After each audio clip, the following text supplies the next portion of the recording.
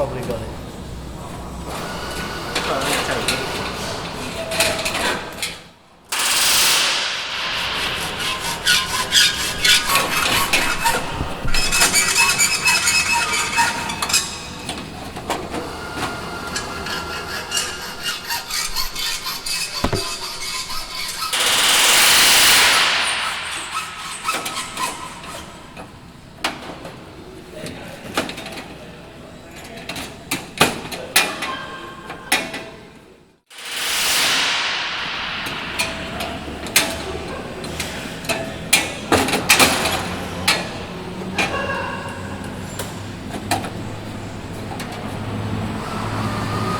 I think we might be in.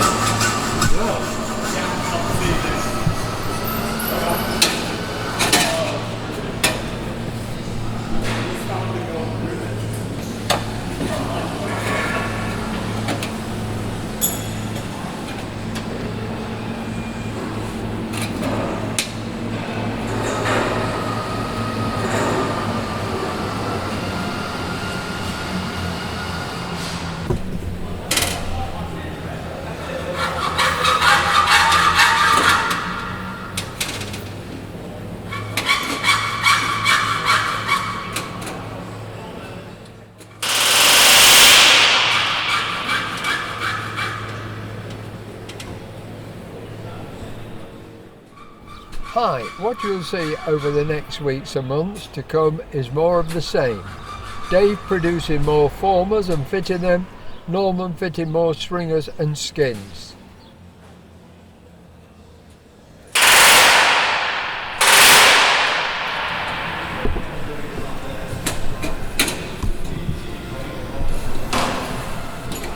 We're not far away at all there.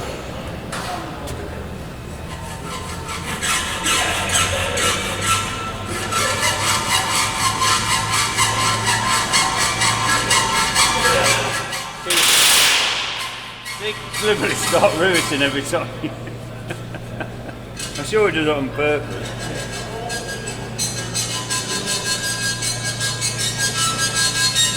Yeah, it might be 2 clamps on there, get some holding.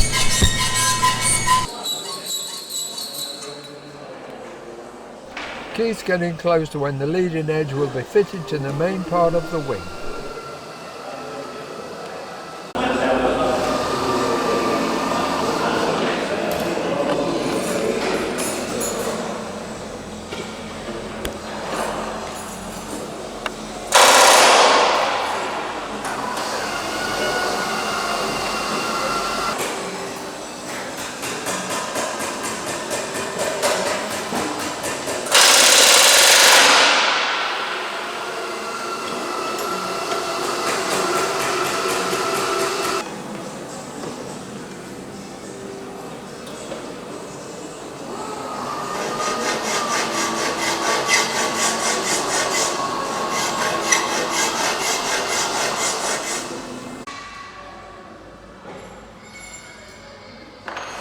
John and Aid have split the rear fuselage of the B-25 Mitchell bomber, making use of one of the Lancaster's fuselage carriers.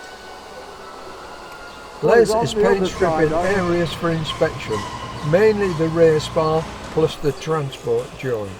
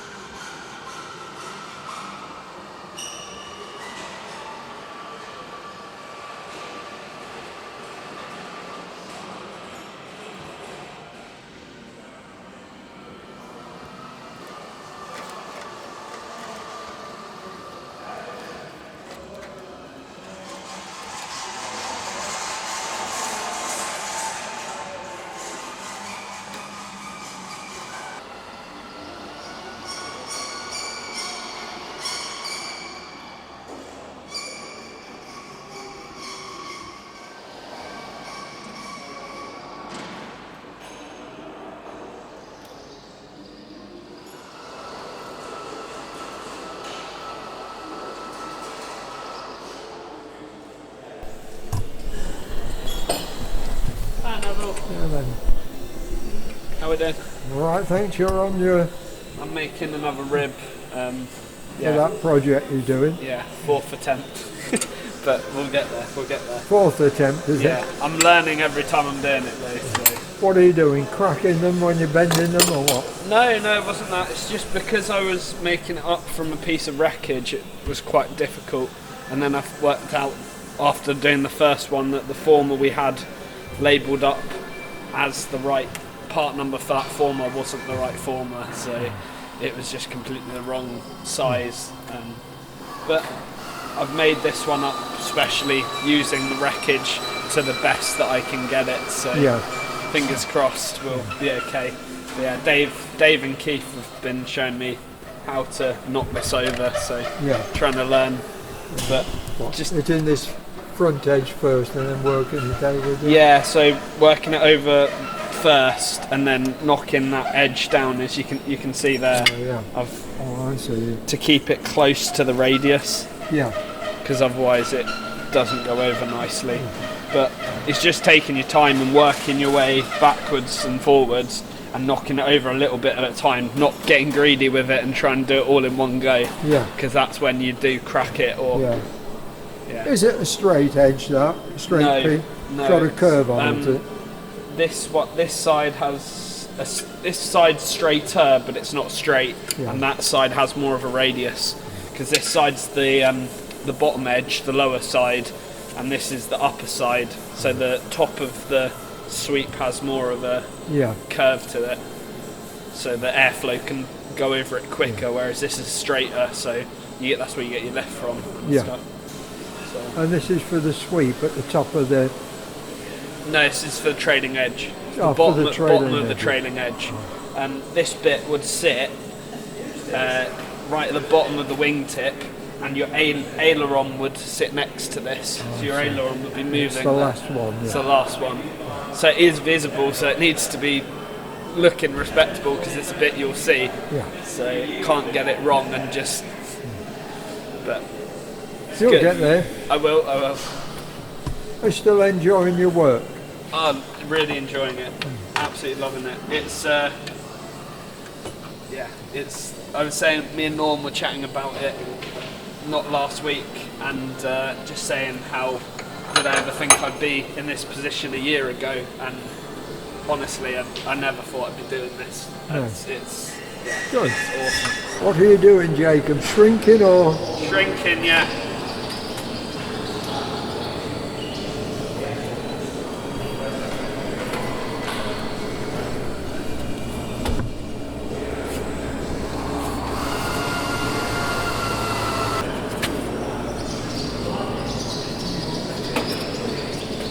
Basically, I'm trying to get that curve out of it. See, it's sort of bananas. Pushed it out of it. Yeah, because it's stretched. The metal then wants to go that way. So I've got to shrink it back, but be careful not to go too far.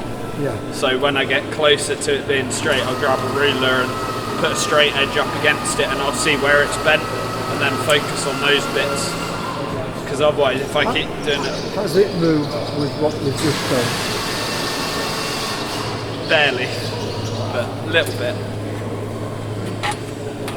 It's quite difficult at the moment because I'm not sure really how much force to put through the handle, so I take my time and do it very gently.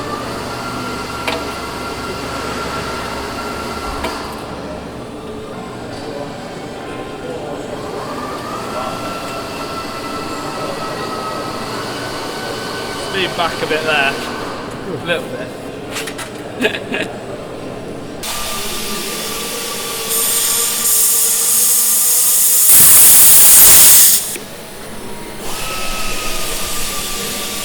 This is rib 22 Keith's working on. Last visit, Keith had started to fit the remaining rivets in rib 22 of the French wing, NX611. Rib 22 is the main inner rib of the wing. This is the point where the main wing and the outer wings join. It's also the point where the diagonal starts between the two engines. Is this the tool you've been waiting for? The set was, for the heads.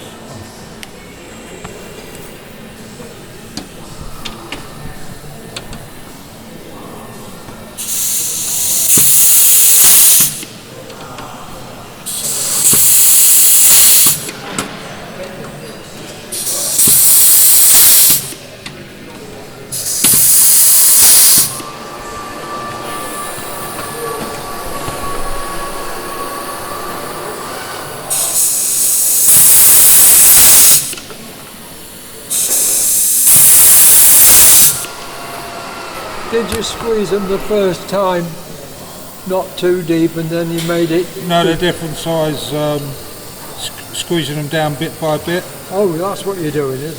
Yeah. Have you got to squeeze them down again? Yeah, one little bit just to finish over and put a shim washer on.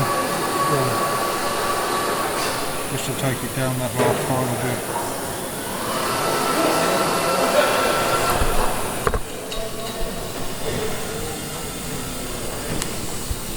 It's too much for it to do it in one big go. Yeah. So you have to do it in stages because the rivets are so big.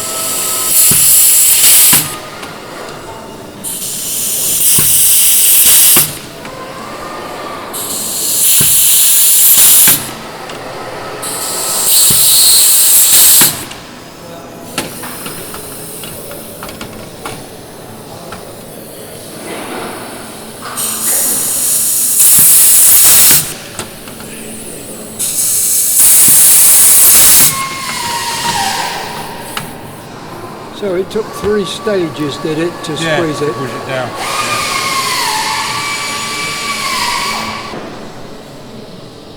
It does a good job, that, to squeeze it, doesn't it? Oh yeah. Gets them all even. Yeah. It's exactly the same. Every rivet's exactly the same.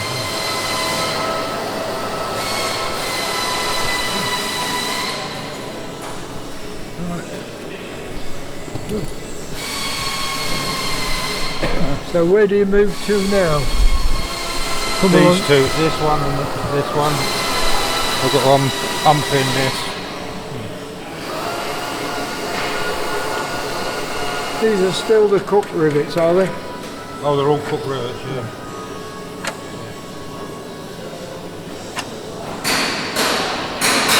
Quarter.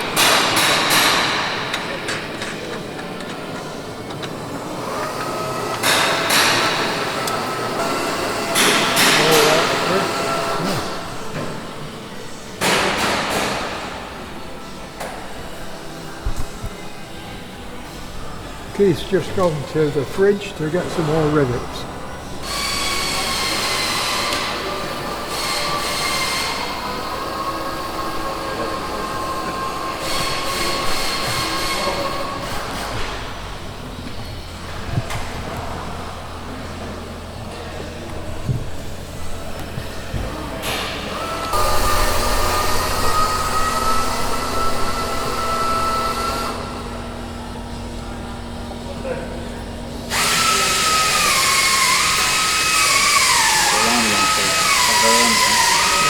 That one with the dot on it.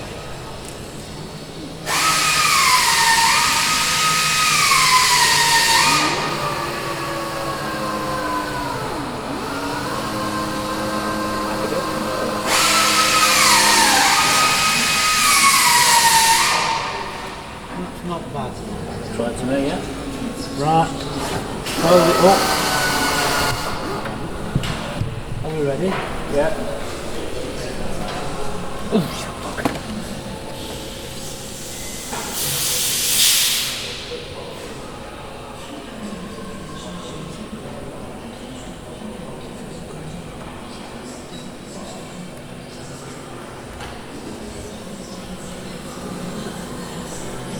Just going to move it and slide it along with it because these gaps tend to put a bit of the kink in.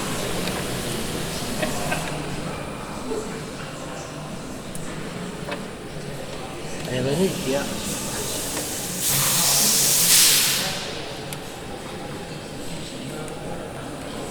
Are we about vertical? That looks pretty good to me. Right.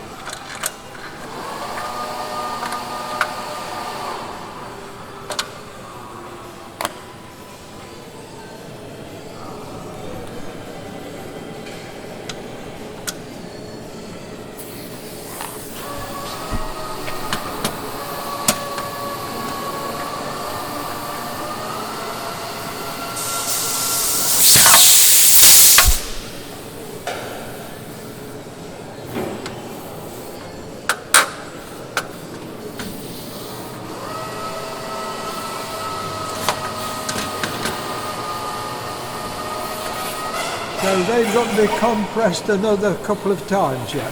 Yeah.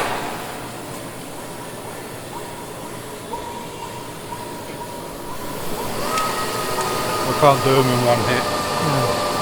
You need a big industrial one to do that.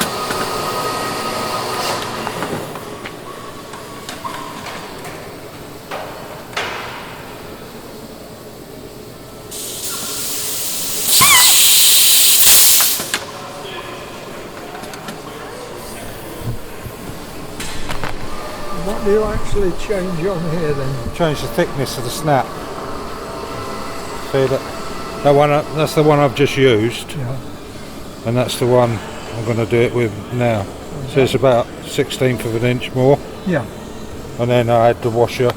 It's because it works on cams inside, and if you give it too much, it can't get over the cam to finish the squeeze off. Oh, I see. So you have to do it in bit by bit. Yeah. Exactly the same.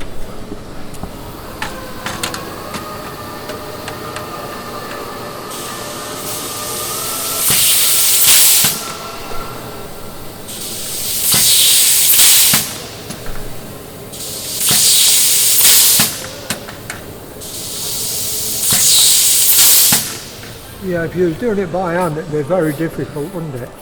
You wouldn't get, Oh, you wouldn't get the pressure on the back of the rivet, would you, with the block? no, it's getting in there. Yeah. That's the problem.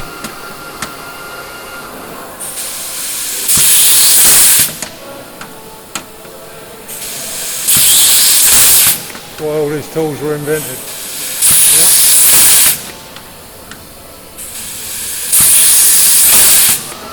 They even made them, the Lancaster, when they made it, they used squeezers. Did they?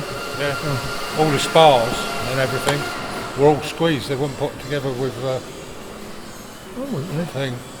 There's a picture in the book. You know that book I showed you? Yeah.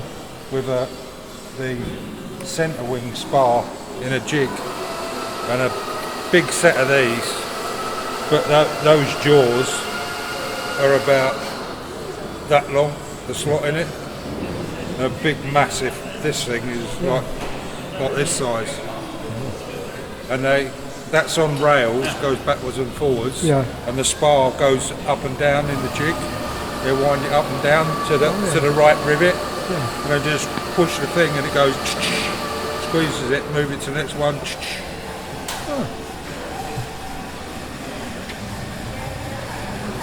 Would hand riveting then distort it, you think? Pardon? Hand riveting, would that distort it? You'd never get them down. No. You'd be there forever. Yeah. In the time it's taken me, I've put in, what have I put? 8,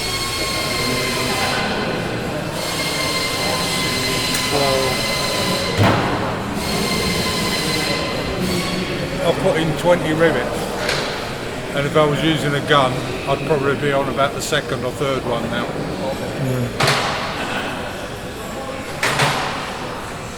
And this is the last squeeze, is it? The third? Yeah, this is the last one.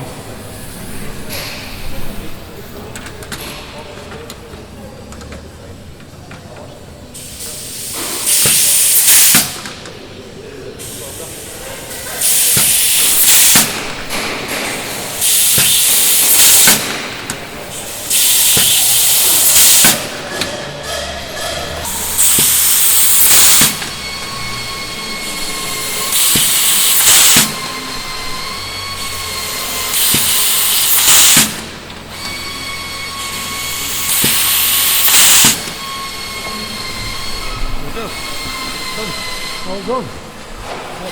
I get some good stuff from you, Keith. Keep saving the bits for me when I call again.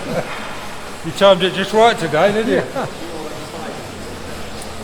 Okay, Keith, I'll see you. Thanks very much. Yeah, you take care, mate. Yeah, cheers. And Chris has a tale to tell about the golden rivet. The lads have found the gold rivet. Right, you Yes, isn't it? tell us about this rivet here then. Right then, what it is. Can you point it out? See there. Yeah. Right, when I joined Air Force, and all riggers said it, every aeroplane, this is what they told me when I joined up, they said every aeroplane's got a golden rivet fitted to it. You never find it. No. Lots of people have looked for it. when I've de-skinned it and took all the paint off, if the look's there, golden rivet. Ah, You like that? yeah. Will you keep it or will I you reckon what I might do is I might drill it front back, take it out. I don't have any fillings, I might get myself a filling, I might put I've got a one. few. I've got a few gold ones. Have a gold filling in tooth and it'd be part of from that wanker. rivet? Yeah, From that rivet and put it in my tooth. yeah, yeah. Like as a souvenir, like, you know. Yeah. Might make your head vibrate though. It might do. But fitting it. So I've got to try and get that out now without damaging it. Yeah, You know. yeah. Well, you can cut the skin away from it, can't you? I reckon I could do that. Yeah. And a bit of filler on like Bit the of rest of it. Aye, bit of filler on it. Yeah. It's alright there, isn't I it? better look forward to seeing it in your teeth shining I away. think it'd be alright that, Yeah. wouldn't it? Well, it's unusual for anybody to find a golden rivet, Of course isn't it is, bro, I found it. It's like the end of the rainbow. Look at that. You see that then? Been in 2 minutes and you found the golden. Been here 2 minutes and I found it. Wait till I set them at that big aeroplane down at the bottom, I found that one and all. Yeah. You're alright that. Right, well done, Chris. You like that? Yeah. I'm going.